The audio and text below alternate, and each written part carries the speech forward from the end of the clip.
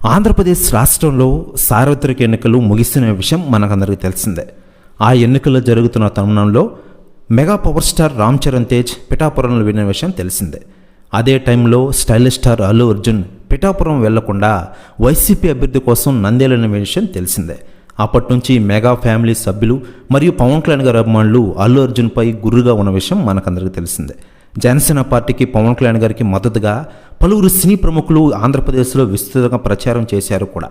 రామ్ చరణ్ కూడా మద్దతుగా road show కూడా చేశారు. ఇకపోతే ఐకాన్ స్టార్ అల్లు అర్జున్ మాత్రం జనసేనకి కూటమికి వ్యతిరేకంగా వైసీపీ తరపున ప్రచారంలో పాల్గొన్న విషయం విదితమే. తన స్నేహితుడు శిల్ప రవిచంద్ర కిషోర్ రెడ్డికి మద్దతుగా బన్నీ నంద్యాలలో ప్రచారం కూడా చేశారు. ఇక ఈ ఇష్యూపై సెలబ్రిటీలు స్పందిస్తుండగా తాజాగా కమెడియన్ హైపర్ ఆది గారు స్పందించారట. ఆయన మాట్లాడుతూ పవన్ కళ్యాణ్ గారు ఈసారి పిఠాపురం నుండి అత్యధిక మెజారిటీతో గెలవబోతున్నారు. 1,00,000 మెజారిటీ గ్యారంటీ, మీరే చూస్తారు కదా. ఇక అల్లు అర్జున్ గారి ఇష్యూ చాలా చిన్నది, ఎవరి సపోర్ట్ పవన్ కళ్యాణ్ గారికి అవసరం లేదు, ఆయన ఒక బ్రాండ్ తమ్ముడు అంటూ అనట హైపర్ ఆది గారు.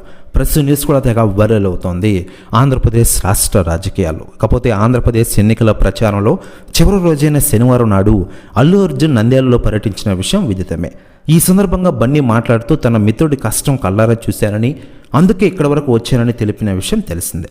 తనకు రవికి ఎంత స్నేహం ఉన్నప్పటికీ ఏనాడు ఆయన తన ప్రచారానికి రమ్మని పిలవలేదని చెప్పిన విషయం మనకందరికీ తెలిసిందే.